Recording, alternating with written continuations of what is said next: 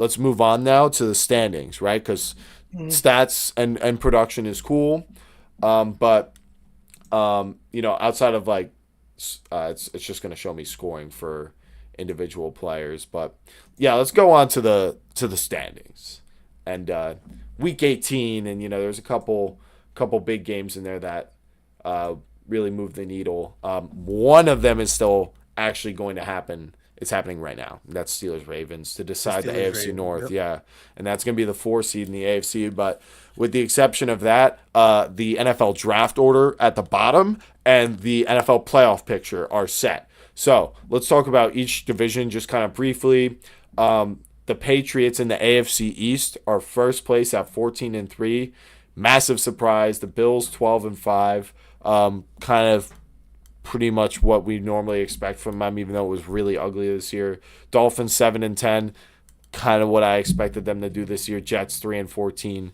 I thought they'd be a little better than that, but is there anything else that surprises you about this division besides how the Patriots are tied for the 1 seed? They're the 2, but you know, we knew they had an easy schedule coming into the season, even. But could you?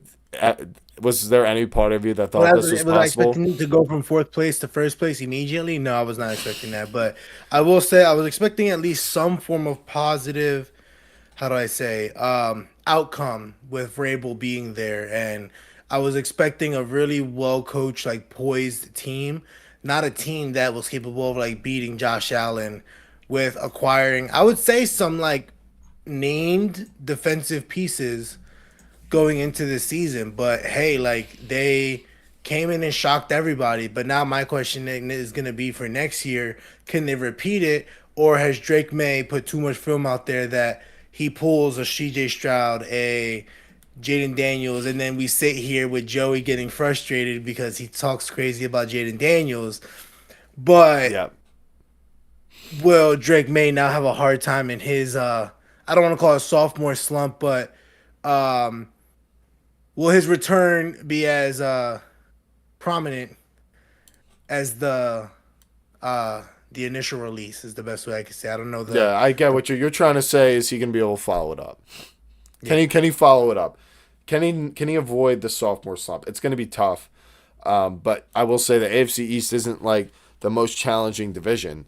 Outside of the Bills, the Dolphins are really still figuring things out if they're gonna keep rolling with McDaniel, and the Jets are kind of in a Brown situation where they're not even sure they have a quarterback of the future.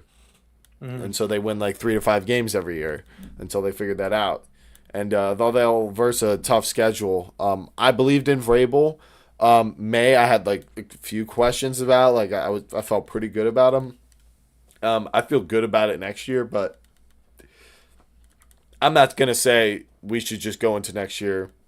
Excuse me, expecting them to own the division. Like it should be pretty competitive between them and the Bills. I mean, they are only 2 wins ahead of the Bills, and the Bills played a first place schedule. So it's like kind of like, all right, like it seems like you guys are on a pretty similar level, but the Patriots should be getting better because they have the rookie quarterback contract. So the future of the AFC East does kind of look like it belongs to the Patriots, but Josh Allen, we'll see what he does in the playoffs this year. Is kind of how I feel. AFC North, we kind of mentioned it's going to get decided tonight right now. I say let's just talk about the Bengals and Browns first while I pull that up. The Bengals lost to the Browns as they do because the defense just destroy it just is Destroys them. always a problem for Joe Burrow. And the Browns finished 5-12. The defense got him some wins. I'm sure Miles Hey, Burrow Garrett. said he don't mind if he gets sent somewhere else. Did he actually come out and say that? They said they were like, oh, what's it called? How do you feel like staying? Like, would you stay with the Bengals or like, have you thought about like going to a different team and stuff like that? And he was like, it's not out the question. Well, yeah, I think he said something along the lines of like, we're looking at all options, something kind of, like vague, and he seemed Really like he vague like, out there, yeah, media friendly. he lit a fire though under the organization. He said, I know I remember him saying like he wasn't having fun, Yeah. and it was like kind of like mostly surrounding that, in the at least from what I remember, but I don't know if that's something he said like today. is what you're saying. But anyway, my point is with them, like, or really for the Browns at least, is just like the defense and Myles Garrett, like, at least they have that. At least they have that. Shador doesn't look like great, but he doesn't look terrible. Like, the offense still has a ton of issues they got to figure out. So I feel like the Browns' future isn't as dire as some of the other bottom teams.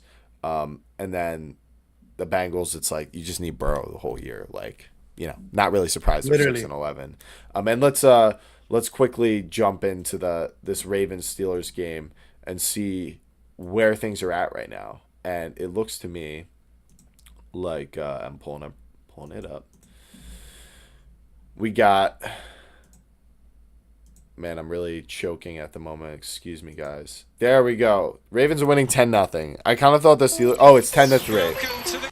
So it's 10-3, and the Steelers are losing. But I feel like the Ravens kind of choke these games away versus the Steelers.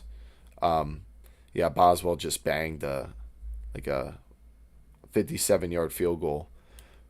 So that's a nice little momentum swing for there. Either way, as the future stands for this division, like, I was talking about it earlier this week, like, this division was praised as one of the most competitive for years and years. And, like, the Steelers, no playoff wins since 2017. The Ravens, no consecutive playoff wins with Lamar in one season. They've never had 2 playoff wins in one season. The Bengals, like, is Joe Burrow going to get Andrew Luck? You were talking about it. Like, he's not opposed to getting. Sounds like he's telling teams, "Come get me," right? Come get me. Just like, I'm not gonna stick here and just freaking eat it. Right. Yeah. Come get me. Come get Jamar or whatever. Or, help me. Just help. I want noise. Save me! He's like a child who's like trying to show signs that, like, he's got some problem he needs help with. He's trying to signal to you. He's signaling to the adults. But the Browns, not the Browns, the Bengals, they need to fix their organization. They're really going to kill Joe Burrow out there. And it's like, I feel like getting sacked 50 to 70 times a season probably has something to do with his injury record. Like, he doesn't seem like the smallest guy or anything. So, I just don't really feel good about the AFC North. What are the Steelers going to do next year? There's all this noise with Lamar and John Harbaugh. I'm like, I don't like any of it. Like, I like the Bengals ceiling the most, to be honest, because I've seen it. But I don't know. It's going to take a lot for that to line up for them. Do you feel any differently about the AFC North? Because I feel disappointed. I'm thoroughly upset because what did we always say, right? That was the division that we always looked at. It was like old school football. Yeah. That is childhood, dudes with missing teeth, straight top tier football quality, Popeye all year round. And this was one of the worst. Like, we were the NFC least for a minute, and this was just horrible. This was worse than that, personally. Like, because while our division, like, we have those up and downs. Them, they don't really have that. It's like, it's usually just the Browns. Like, just the Browns. right? Yeah. Now it's all of them. So it's like, what are we doing? Yeah. What are we doing here? For those teams like the Steelers and the Ravens that are so high and mighty, and those fans that are like, oh yeah, we're like that. It's just like, this is the year that I'm like, all of them could be first round exits. Like, the AFC North is going to be non-existent, like, within the first quarter of the first round of the playoffs. Like, it's like that bad. Yeah, and I said, whoever the 5 seed is going to beat whoever wins this game in the first round of the playoffs. But we'll talk about the tankathon and all that before we get to the playoff stuff, and that's right after the standings. So let's move on to the AFC South. Very interesting. The Colts had this, like, seemingly locked down early in the season. Now the Jaguars win it at 13-4. The Texans, second place at 12-5. Both really impressive seasons to two teams that were kind of teetering, right, on being good or bad. And then the Colts, obviously, the crazy, unbelievable collapse. I got to pull this up. It was unreal how far this Colts team really fell. They started off, and they were 8-2 before the bye week. When did this Daniel Jones leg break happen? Did it happen in this Falcons game? I'm not sure, because after that, they lost every single game for the rest of the season. They lost the remaining 6 games. I thought it was 7. the Steelers game. No, the Steelers game wasn't when it happened. Well, they did lose that game.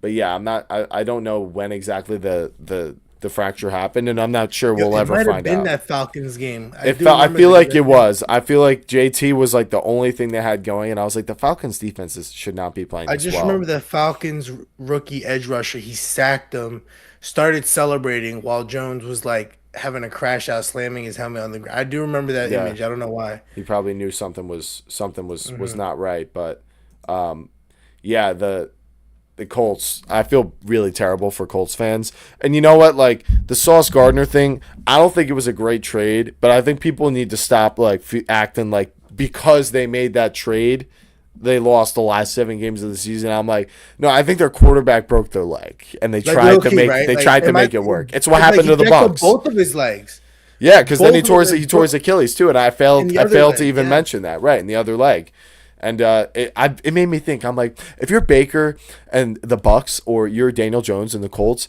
is it really the best idea to be like, let's try to make the offense work when you're at like 80% for the whole season, and slow down your potential recovery, and like, is it not better to have 100% of your backup? Who's your backup? Right? Like it just brings up a lot of questions to me because the Colts, I felt like they had Anthony Richardson and then he was on IR that's for what I was about to like, ask next. and it's like what is wrong with him? You know what I mean? Like, and I don't I just know. wonder if it's one of those situations where he's like, I just don't want to play. Almost like similar, I feel like to the Kyler situation, where he's just so thoroughly frustrated with Arizona. I Yeah, feel like well, even though I think Kyler did get hurt, if I'm correct, he did, and but then they didn't want to put him back in. they didn't want to put him back in Well, exactly. and And I that's wonder if almost actually what I'm almost suggesting is I'm like, if you have a guy like Brissett and he's ready to go and Kyler's not because he's hurt, give me Brissett. You know what I mean? Give me Brissett. Let Kyler play or recover until he's rest. 100%. Yep.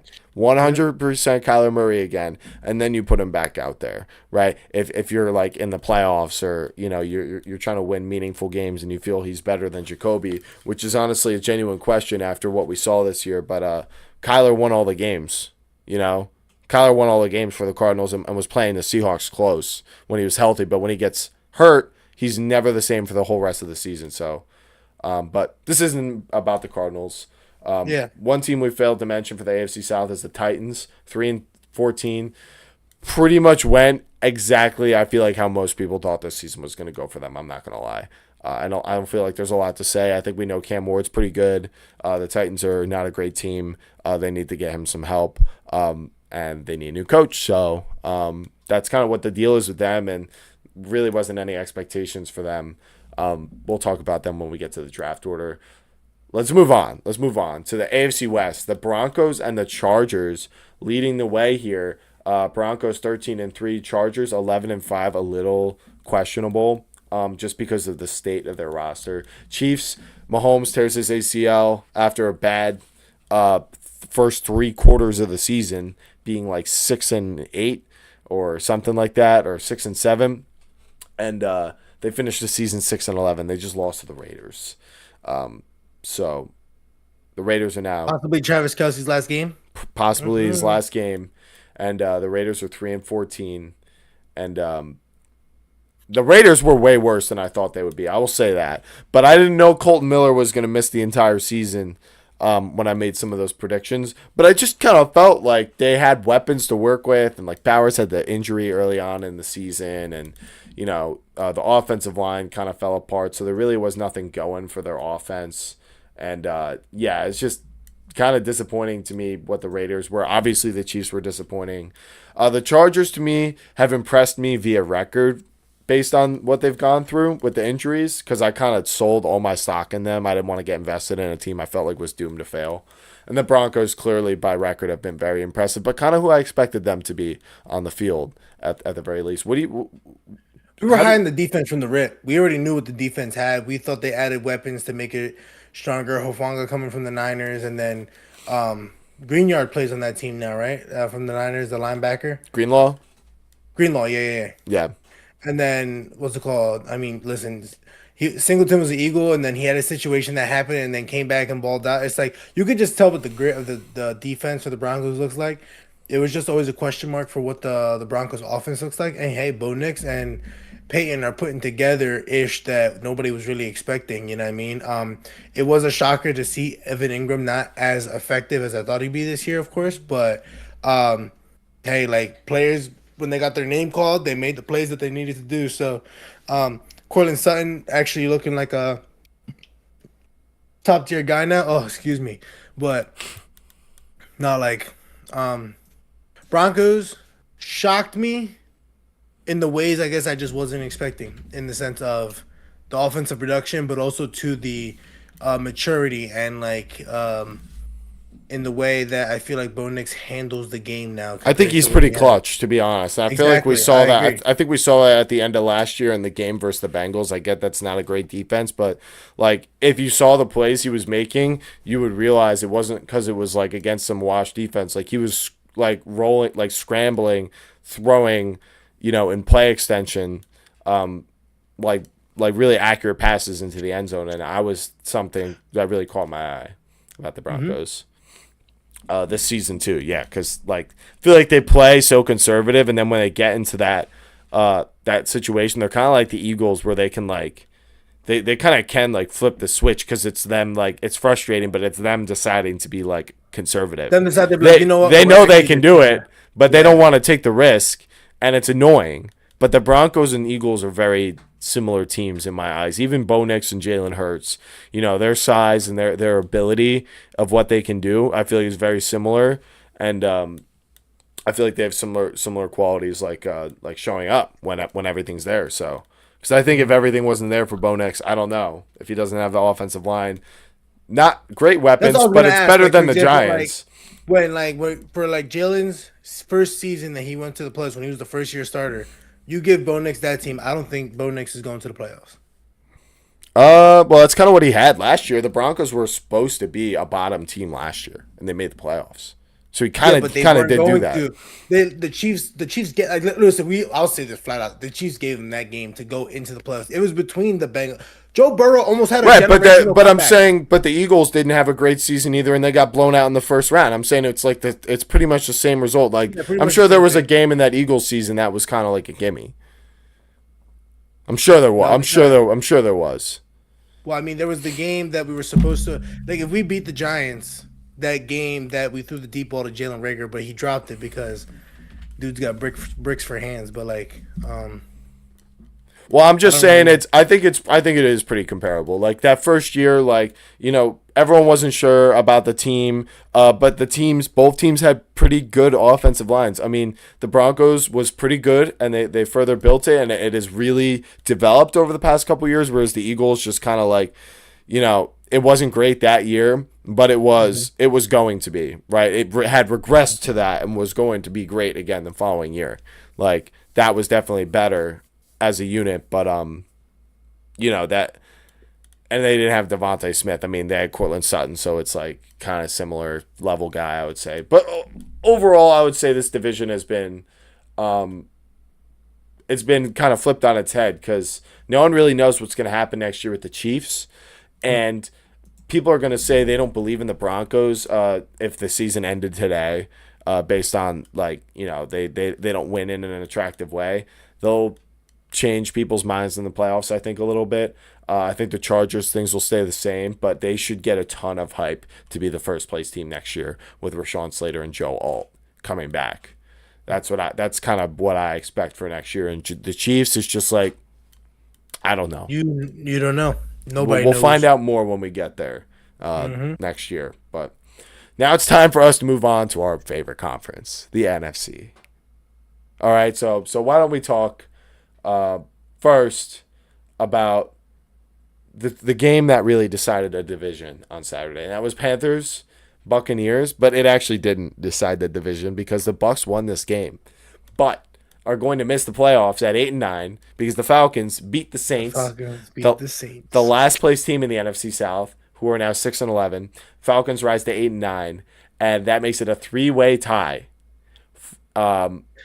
and leaving the Bucks at second place in the division. and the Panthers end up going to the playoffs. This division, all the way back to when Baker Mayfield initially signed here, after Tom Brady left, was looked at as so like poverty, and Baker Mayfield would end up to win the division, and 2 years in a row, and be really impressive in the playoffs the first year. The second year, still play pretty well, have some mistakes, get upset by the Commanders. Have hype for this year. They should still win it, and it seems like the other teams are getting better. This division has regressed. This is not the AFC North where had good expectations. No, we knew this was possible, and it actually happened. And this is very much. Panthers shocked me though.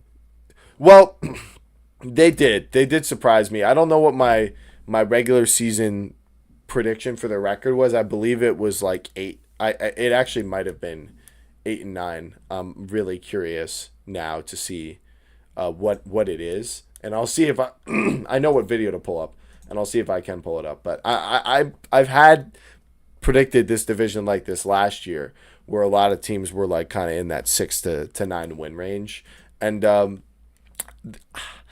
Panthers are a team that can they have beaten the Rams. And a little spoiler alert, that's who they're going to play in the first round. And the Rams don't look so great right now. It's just really weird, this division. I'd be, surprised if, they managed to win the Super Bowl. It's not that I don't think the Panthers can pull off a win against a team like the Rams. I don't think they can do that 4 times in a row. I really don't. I thought the Bucs would have even had a bit of a better chance, but Baker's hurt, so it's no, this season was shot for the NFC South is kind of what I'm saying. But what I will say is Shuck impressed me for the Saints. My boy, that franchise guy, Marcus, was all over Tyler Shuck and even had him ranked number 2 going into the draft class over Jackson Dart and over Shador. I believe it was over Shador and Jackson Dart. I believe so. Or he may have had Shador 3, but anyway, so great call by him on Tyler Shuck, and he looks pretty good. He kind of reminds me of Daniel Jones, to be honest, and I'm pretty sure TFG said that. But the Falcons, I don't know what they're going to do with Kirk and Penix. Maybe just start Kirk until Penix is finally good, like we kind of discussed earlier with Baker and other quarterbacks playing injured, like Jaden Daniels, another guy of it being a really bad idea. Just use Kirk. You have him. You have these 2 quarterbacks. If you really want to give Penix the best chance, let him become fully healthy. And then for the Bucs and Panthers, I think they'll kind of be in the fight for first place. We'll see how the offseason goes. I think the Saints still have a lot of cleaning up to do. The Falcons are I don't know. I feel like they're like this every year. Danny, what's your thoughts on this NFC South division and just kind of how bad I feel like it is? Panthers are going to cause I feel like this is why I say respectfully. I don't know what it is, right, with the Panthers. The Panthers will go and beat these top tier teams like the Rams and the Bills, but then lose to the Saints. Mm-hmm. They've done it for 10 weeks. And exactly, 100%. And that for me, right, it's I don't know if it's this thing with this division itself. For example, Mike Evans will break out for a 40-point fantasy game against any corner possibly, but then see Marshawn Lattimore in a Saints uniform and his knees may shake because for some reason when again these teams play each other, it's just you never know. It's the most random, most jump ball flip of a coin division I feel like that's in football currently. And what do I think about it? I like the wild card. And I mean by the wild card, this is the wild card division. No jokes because of the Saints and Voodoo and all that extra ish or whatever. But it's 100% true, and I stand by that just because the Panthers with Rico Dowdle, Chuba Hubbard, I like that running back duo. Nobody wants to pay attention to it. I think they're pretty fire. McMillan with Leggett, Scotty, you and I were big with Leggett when he first came in, and I bet you he has a little shocker. Coker. I have him on my dynasty Coker's for nice. a reason because I saw when he was in college, I was like, this dude's nasty. Yeah. And he's legit. And it's this team has the pieces. It's just now, how can they operate? Bryce Young's accuracy is money. Oh, dude, he's sick. I know he's he's ceiling capped. I think he's got a little better instinct than Kyler Yes. does. Like I his instinct is like it has to be perfect at that size. And it's such a yes. credit to who he is as a football player. And I really am not trying to take anything away from him. It's just the truth. It's harder for him to do the same things Josh Allen does from a physical standpoint, but he manages to do it still. And Because it's it's just like he's amazing. never gonna be the guy that breaks off tackles or gets out of the sack or anything. It's like the moment somebody just touches his areola, it's over. Like it's wraps. Like it's he's gonna fall. You know what I mean? It's like Kyler's situation where it's like dude gets tapped in the leg and it's most likely over. Like you know what I mean? Like there's not a lot of those situations. But watching the Panthers play and It's Bryce Young fire. just having to little like oh he just Dude, knows where they're yeah. gonna be. Like he hits them with a little With like, the pump wait, hold fake, up, the and head then look. yes, like Yeah. quit. Like he does all of his reads in one swoop to the right, and it's like he knows where they're gonna, and that's where I mean. It's just I like it. I like it a I'm lot, and I happy they have a love shot. exactly. I Yeah. love that they are the ones that are in it. I'm not doing it with the Bucks. You know Yeah. what I mean? The They weren't Falcons going to sure do would have been nothing this cool. year. The Falcons would have been cool to see Bijan go into the playoffs and see what he could do playoff ball 100%. Kirk O'Chain's all about it. That is the Hell NFL yeah. dad. Hell Like, yeah. but this Panthers team, I've been dying to see what the freak they could do with an opportunity. And yo, against the Rams, it's gonna be lit. Yeah. Yeah, it should be And a shut yo, sketchy matchup I'll for say it right them. now. I'll say it right now. Give Kellen Moore 2 years and have him actually select players to make his team better. Chris Olave was good this year. Yeah, he was sick, especially at the end of the season. Him and Shuck have And a then good Kamara just connection. had no line to run the ball. Yeah, it was You telling me Kellen Moore can't make it work with Alvin Kamara? He made it work with Zeke. He made it work with Saquon. Like I'm expecting Alvin Kamara to be able to do something before he retires.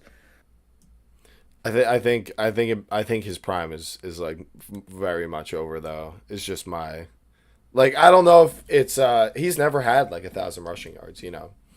Like they don't use him like that. I guess because of the receiving game, they must have some kind of deal with him because he never seemed to kind of complain about it, at least from what I remember.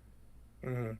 But I like what the Saints can do in the future. They went on a little 4 game win streak at the end of the year, and in that streak, they beat the Bucks and the Panthers. So like, they did prove a lot at the end of the year, I think, for this division. But I mean, even if someone like comes out on top of this division, it's like I'm not really that fired up until one of these teams go to like an NFC championship.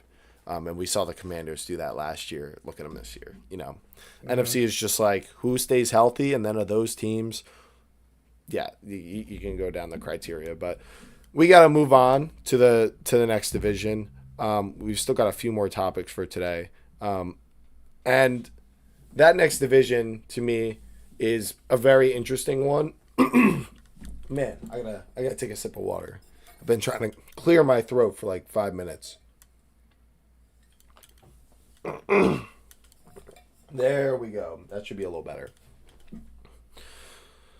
So now we're going to talk about the NFC North. The Bears managed to take this division this year, taking Ben Johnson from the Lions and winning with a record of 11-6. And then it's kind of like a three-way tie for last place, but because the Packers have that tie versus the Cowboys, they're 9-7-1 and they're in second place. The Vikings and Lions are both 9-8. Isn't that crazy that the Vikings were able to go 9-8 after the turbulence they were going through? And then the Lions, what the hell happened to them? They're pretty much The losing biggest every shock to game. me. Every game Gibbs Yep. doesn't have 150 and 3 touchdowns, they lose. It's like, well, you're not a good team then. If that's the case, Exactly. that's what you get is 9-8. So we had kind of a big episode actually, I think, talking about the NFC North, me and Joey, but I kind of proclaimed in it that I thought the Bears have the best future because they have the best coach quarterback duo. Between Love and LaFleur. The seventh seed is the Packers, right? The 7 seed is still the Packers. Okay. Yeah, so they're gonna play the Packers in the first round, which we'll talk about, but is kind of relevant for here. It doesn't really have actually too much to do with how I see the future because I just like what a whole offseason of Ben Johnson and Caleb Williams and all the players they brought in being under the wing. It reminds me of like year two Lions after they kicked the Packers out of the playoffs. They had that terrible start to the season. The Bears are like ahead of schedule compared to that. And I think it's because of Caleb Williams. So I feel like they have the best coach and quarterback duo and the best future. Do you like agree with that? I'm so excited to see what the Bears are gonna do, man. Yeah. You I've just not. I'm not even gonna lie to you. Like Joey brought up to me, like, "Oh, like why don't you buy more jerseys?" I've contemplated so hard about whether I wanted to buy a Williams jersey, a Swift jersey, or a Doomsday jersey. Like, Chungus. no, oh Chungus, you're You get the right. Chungus jersey. You could put it on the back instead of Monongai. Get a customized Bears Get a jersey and put customized Chungus Bears on it. jersey that says Chungus. Yeah. Yes. Yeah, yeah. I don't know if that's the move, but that's definitely something that I would like to do. My favorite bear is probably Brome. I think he's gonna be sick, but I don't know. It's been a little bit of a slow start for him. But yeah, Joey I would be your love the St. Luther future. Burden, but I'm a little invested in Colston Loveland too. I picked him in a dynasty oh, you're startup. right. You're right. Forgot about. Yeah, Yes, he did. yeah. He saved me this year for fan. You know what? You're right. There we go. Thank you, Loveland. He's a dog. But the Packers will be a threat next year with Micah coming back. But with them, my kind of new view on them is when is it ever all going to go right for this team? The coaching, Exactly that. like this year, Exactly that. this year it was looking like it was going to happen in Toyotathon, but what also happened is Toyotathon would end in the middle of the playoffs. And it like lines up with like their mishaps, and it's just like Their okay. mishaps and their issues and the problem. So it's like, all right, Matt LaFleur is a young coach. Maybe he is ascending to figure it out. And next year, maybe they did get screwed this year. This kind of seemed like I was a gonna year say, that this they would year's, have been able to again, win. Injuries. Yeah, but their corner, they have a problem at corner. They got quite a bit of free agents. They should be able to maneuver, but I feel like they don't do a lot through free agency. They got McKinney and Jacobs, but fill in like the gaps. They like to do that through the draft, and a lot of people are questioning Brian Kudukun's like draft, philosophies and whatnot. So interested to hear what Packers fans have to say about that. And I want to plant this now, based on what we've seen from quarterbacks developing late into their careers, early in their careers. I want to say for JJ9 McCarthy that we got to back off. All right.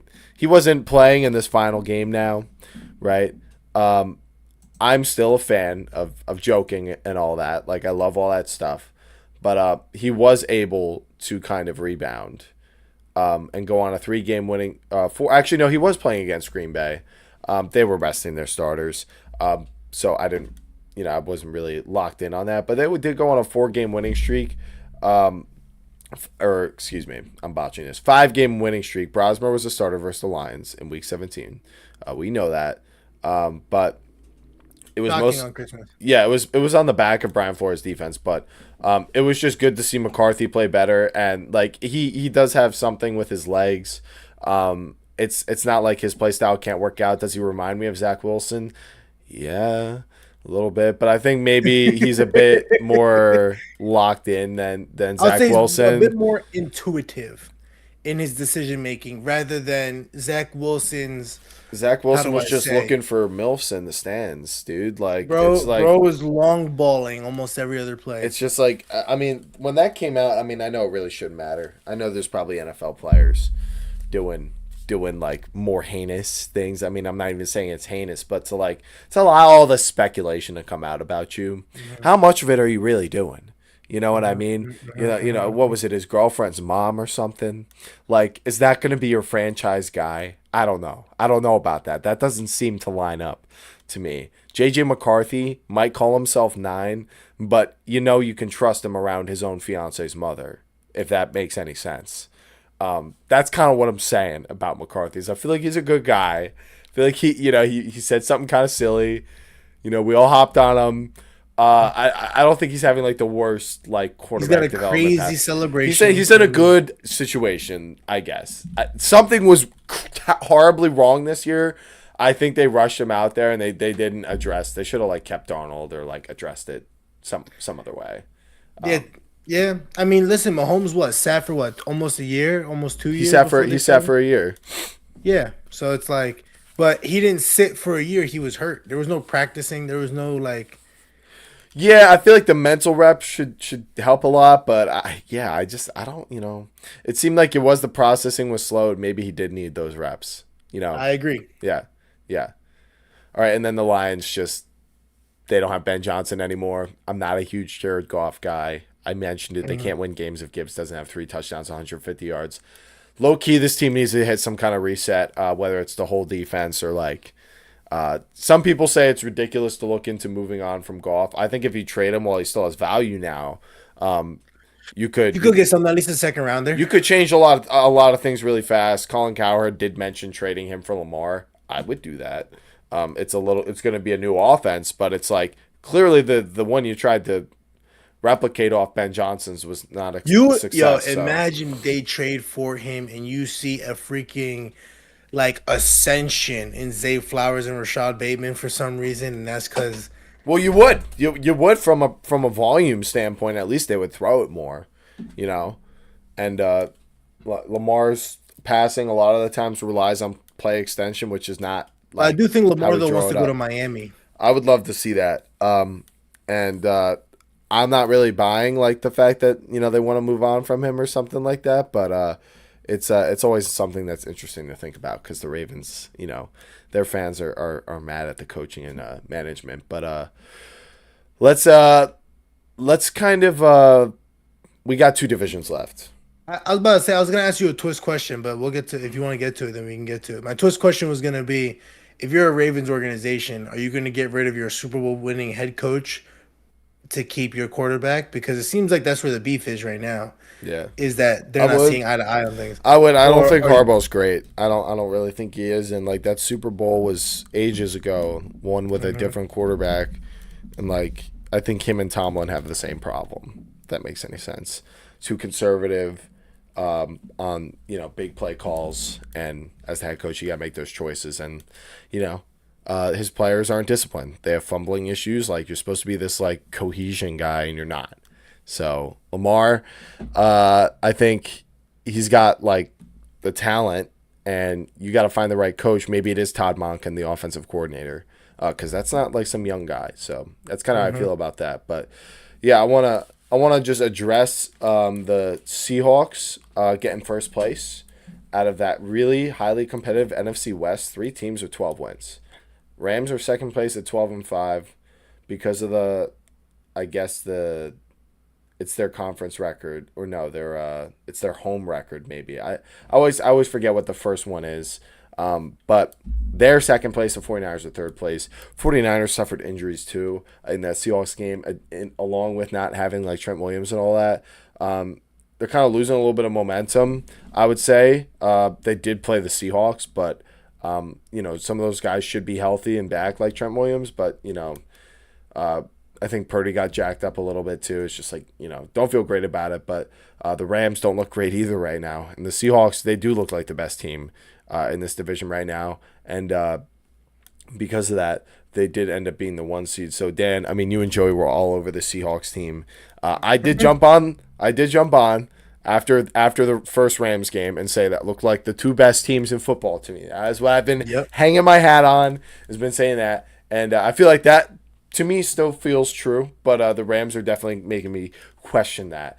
And maybe I should have the Seahawks number 1 because of that, because I don't really have a lot of questions about the Seahawks outside of Sam Darnold's For them to never shut won a down playoff the game. Like, Niners, yeah. you know, because it wasn't really, they didn't have to do that much on offense to win that game. And even it was a lot of running the ball. But hey, if that works, it works. They did what they had to do to win a division game. Like, it's always something different when an NFC West team plays each other. So I love this. I love this division. This is one of my favorite divisions. I Not think as they're the much as flashiest division. yeah, not as much as the AFC North, but they got the Seahawks and the Rams of Los Angeles and the That's San what I'm saying. And Francisco San Francisco and 49ers. Seattle And then the it's just Cardinals. The it's a lot of Cardinals. colors. It's a lot of colors and flashy shit. I love the colors of this division. The NFC South is also very colorful, and so is the NFC North. I feel like the NFC East, which is actually our next division, has really kind of ugly colors when you put them all together. The Eagles did get first place. They didn't really try to win versus the Commanders, and they ended up losing to that Commanders team, who are 5-12.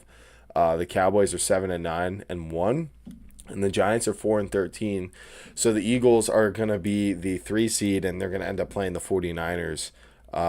We mentioned all this, but just for the division as a whole, I think this is truly a very interesting time to wonder about the future of all these teams, because I know the Giants have a bottom 5 pick, but I do feel like we have a lot coming back. We should ideally get at least a new coach. If we don't replace Joe Shane, I'm really not going to feel that great about anything. But with how Dark could develop, I feel like there's some hope. Maybe we get an actual last place schedule. It's not the hardest in the league this time, and maybe we could do a Patriots. Commanders, we know what they're capable of in a way. The Cowboys have a ton of potential and money to completely reconfigure this roster. And then the Eagles are going to be the Eagles next year again, I think, too. So, Danny, what do you kind of foresee just off of, vague gut feeling right now? Being an Eagles fan, who scares you the most right now heading into next year? Is it Dallas with all the moves that they can make? Because that's kind of who I would think, to be honest. Yeah, I would say Yeah. Dallas, 100%. I'm like thinking about it really hard right now, just because I feel like when it comes to Dallas, you can make the moves, but I feel like no moves matter if you don't got the right coaching. It almost felt like the way the Cowboys were playing today, they realized that Eberflus may not be the guy. Hence why they were making mistakes. I was watching that game so in depthly. It was literally like two. It was how I looked at it is like how you mentioned before, and you love to see when your siblings fight with each other, and you're just Yeah. on the outside, just getting to be able to enjoy it. And it was just so funny seeing, like overall, just errors on both sides, like nonstop, like Penalties from the Giants, man. That's and how penalties they from were the trying to Giants were lose. yes, like and overall I'm just sitting there just like nobody wants to win, but nobody could look like they're giving up. So it's like um but the Cowboys while for me the Giants were just more making errors, getting the penalties and stuff like that Hmm. that really like just showed more of like a skill issue, if I'm like from lack of better terms, in terms of like Banks and the PIs and all that stuff that was going on in terms of the defense, while the Cowboys were just blatantly not performing. They It was made almost they made Tyrone Tracy look like weeks 1 through 10 Jonathan Taylor. They really literally did. like like they were just not executing to the point where, and the commentators even said it. They like this is a defense that shows you don't want to listen to your DC, yeah. that you don't care to believe in him, and it's like one of those things where it's like the moment I see him get fired, I'm just in my mind like, okay, And well, I thought he was decent in Chicago, but and I thought he was good. You know what I'm saying? Like I thought he did good. Why are we not believing him? Kind of thing. But um, that's where I wonder, like, are there little toxic traits along that defense? They got rid of Diggs. Everyone wanted to blame Diggs for a while, but now getting rid of him, there's no like, excuse is at there corner. hatred?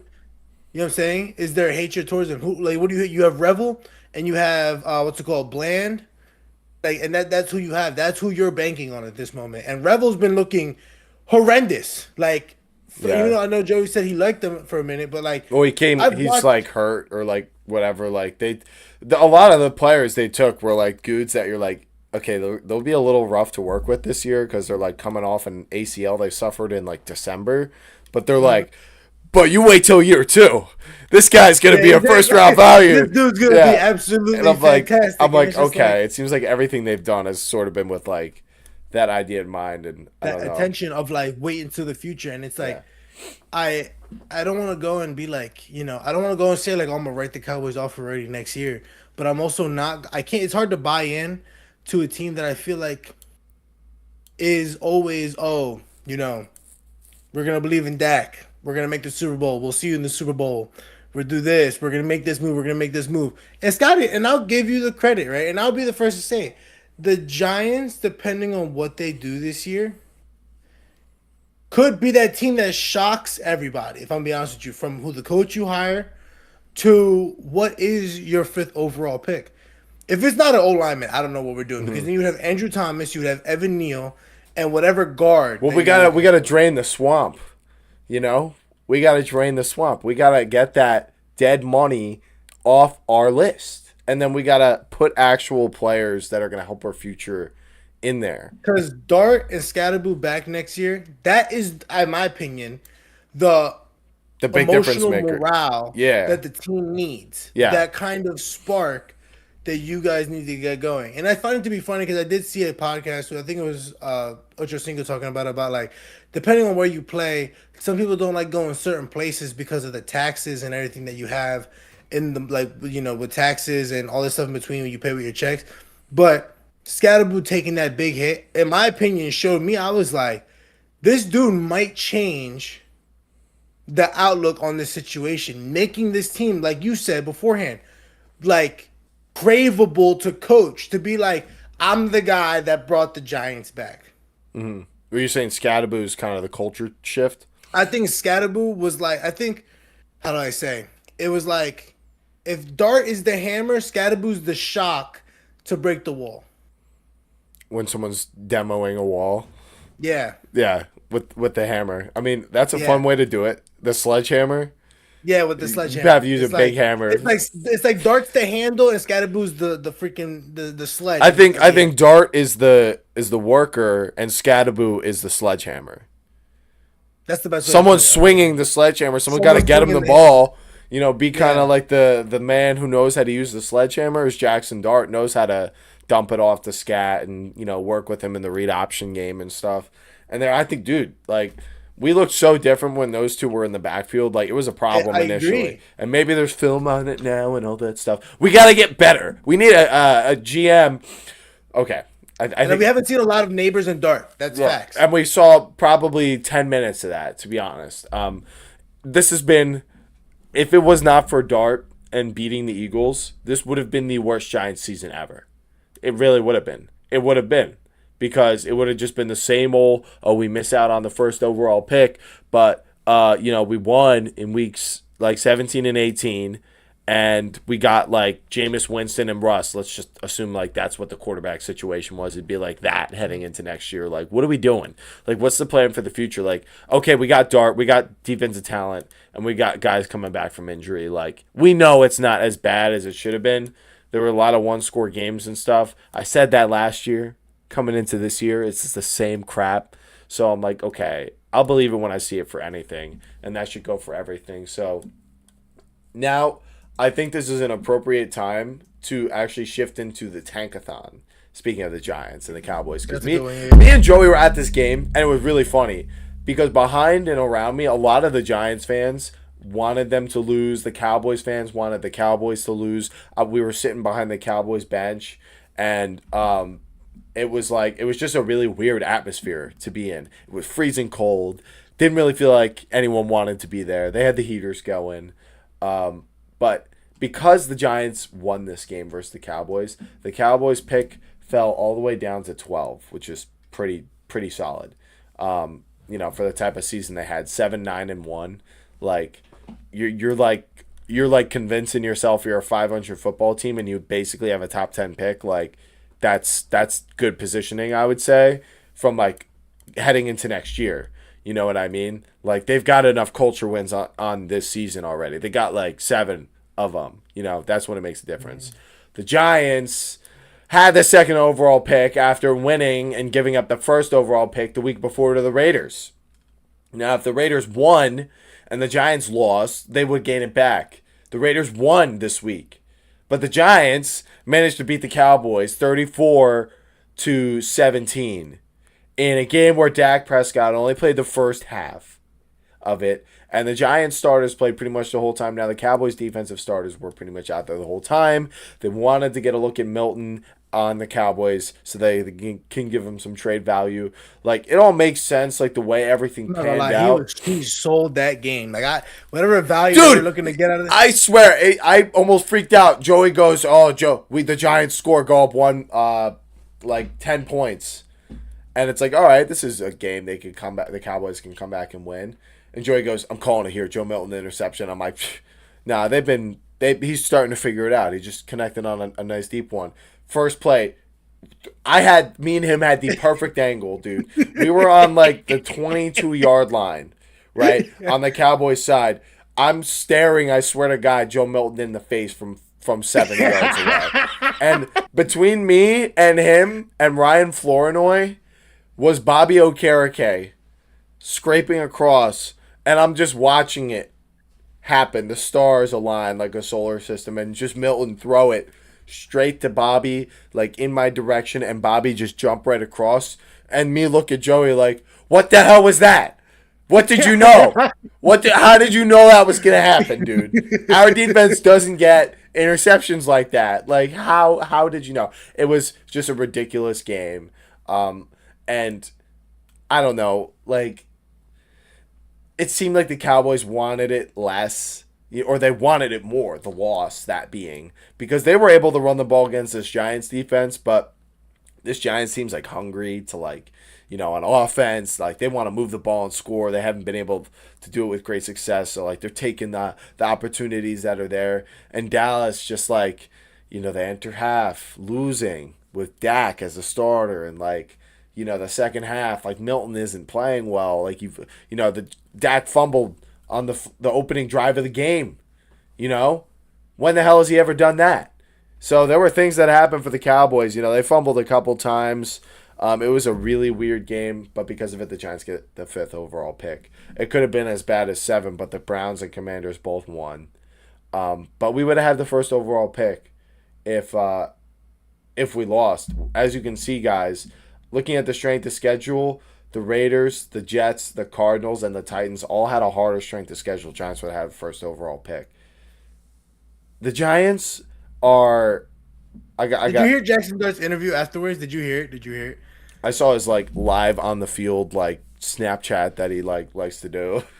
He said flat there like, oh, like he talked about, he's like, no, I think I would really love to end the season on a cultural win to show that like going into the off season we see like, hey, we got something together. And I'm in my mind just like, who cares? Like I think he's just media trained, I think he knows what's up. I think he just wanted to ball today. He was sick today, by the way. He made the play to Bellinger.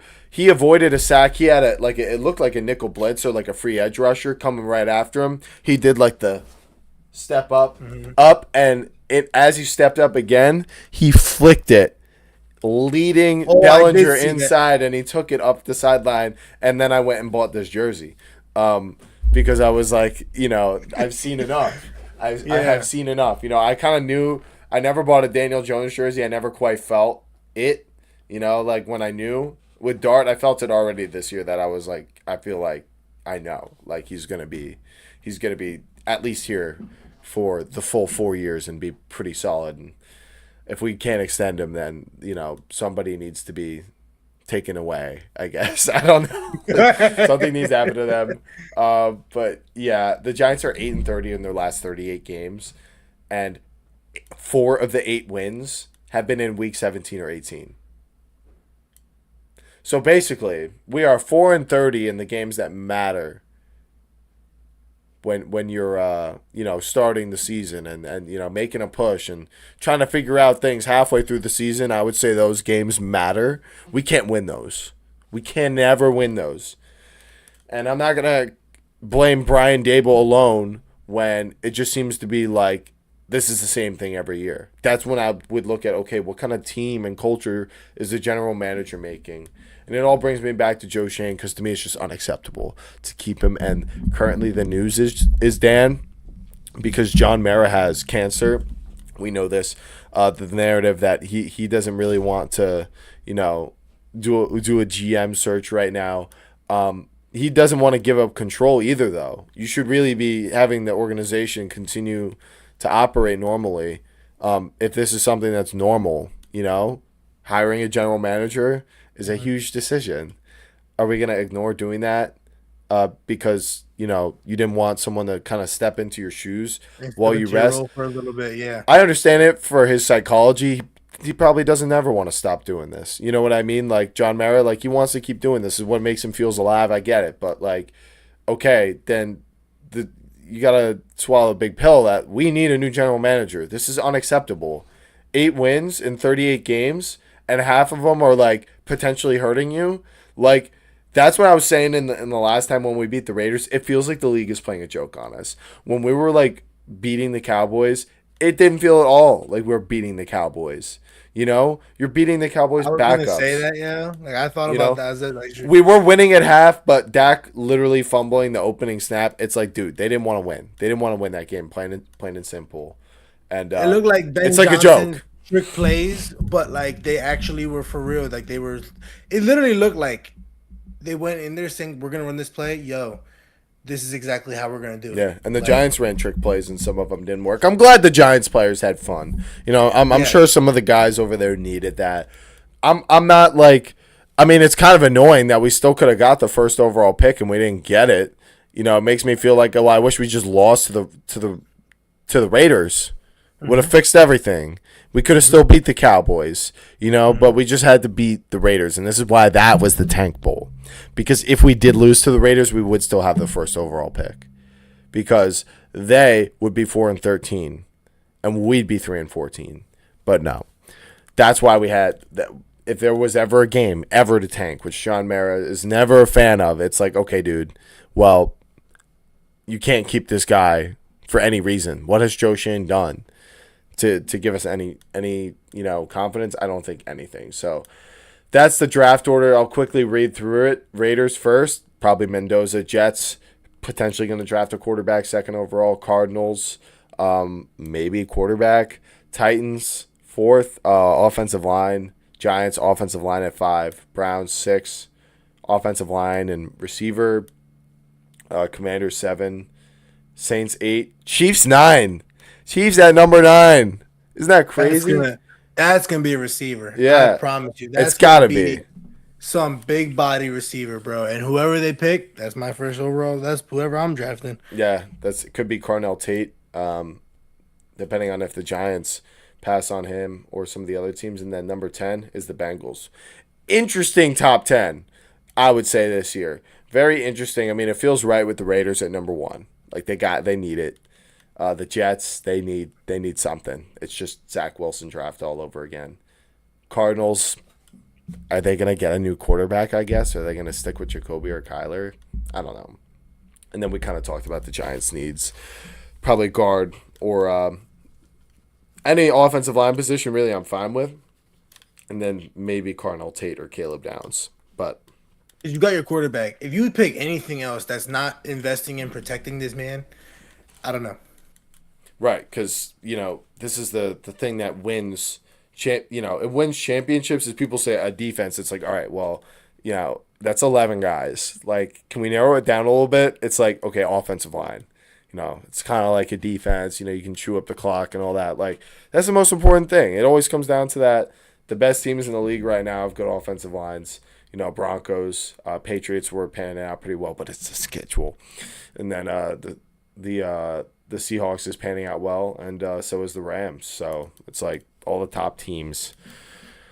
And when it comes to the bottom teams, they typically need offensive line. So it's just a general good rule of thumb. So that's the draft order. Now, Dan and the